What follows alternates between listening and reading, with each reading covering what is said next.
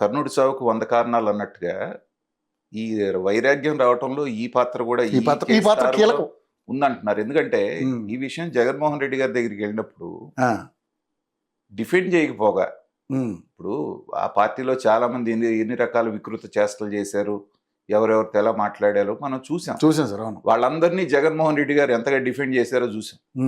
గోరంట్ల మాధవ్ అంత బహిరంగంగా దారుణంగా చేసినప్పుడు ఇవాళ అతను అధికార ప్రతినిధిని చేశారు. విచిత్రం అది.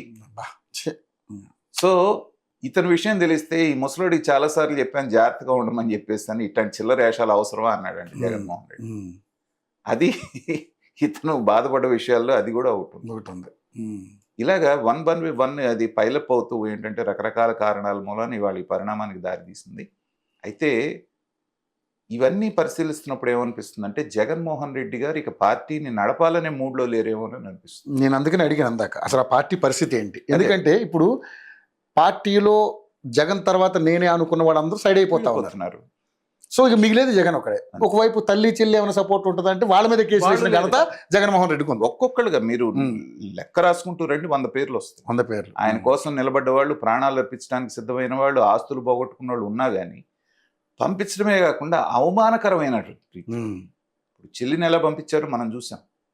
ఆవిడే స్వయంగా చెప్పింది, నన్ను అడిగితే మెడ పట్టుకొని గోడకేసి ఇది చేశారు, కొట్టారనేటువంటిది.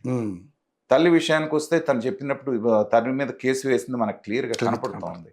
మిగతా వాళ్ళందరూ ఇప్పుడు మోపిదేవి వెంకటరమణ అంత అతనితో పాటు ఉండి జైలు పాలయ్యి అన్ని చేసినా కూడా, మంత్రి పదవి ఇచ్చినా కూడా, మేము ఇచ్చినా వెళ్ళిపోయాడని ఒక మాట అంటే నా నోరు తెరిపించొద్దు, నేను ఏదో విశ్వాసంగా ఉన్నాను, ఇంకా నేను బయటికి రావడానికి 1000 కారణాలు ఉన్నాయి, అవి చెప్తే మీ మొహాలు ఎక్కడ పెట్టుకుంటారో మీకు తెలియదు అన్నాడు.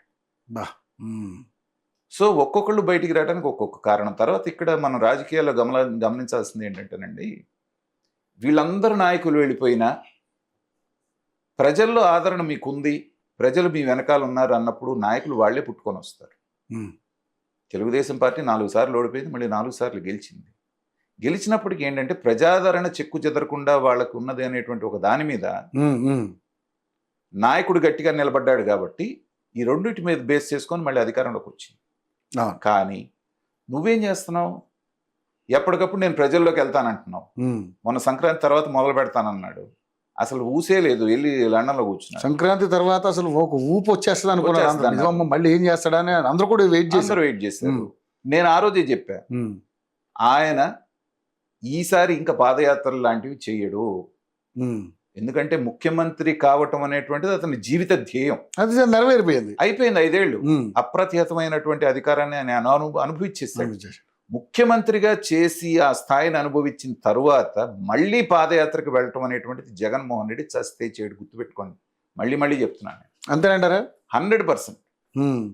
వెళ్ళిన మొక్కుబడిగా ఏదన్నా వెళ్ళి, నేను గత విశ్లేషణలో కూడా చెప్పాను, ఎక్కడ చెప్పానో గుర్తులేదు, మీరు వాళ్ళందరినీ పిలిపించుకొని మీ ప్యాలెస్కి, తాడేపల్లి ప్యాలెస్కి మీరు చెప్పాల్సింది చెప్పడం, వాళ్ళు వింటం ఉన్నంత కాలం మీ పార్టీ పైకి రాదు.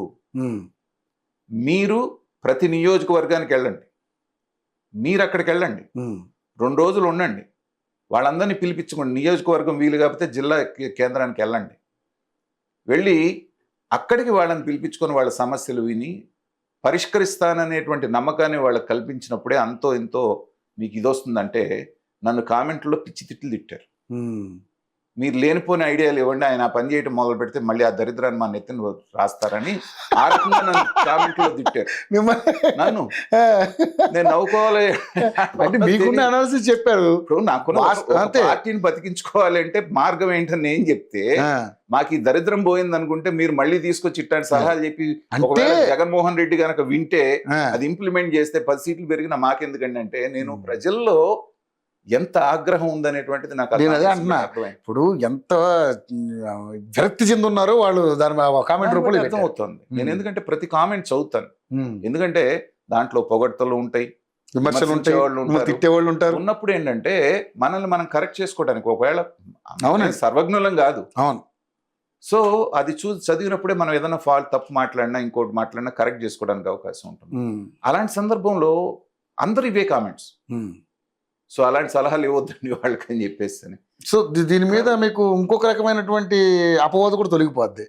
మీరు ఈ పార్టీకే చెందిన వాళ్ళు ఆ పార్టీకి చెందిన వాళ్ళు అనే అపవాదు కూడా మీకు తొలగిపోతుంది. ఖచ్చితంగానండి. నేను తప్పు అంటాను, మీకు తెలుసు చాలా సార్లు నుంచి మనం మస్తు చేసాం చాలా సార్లు.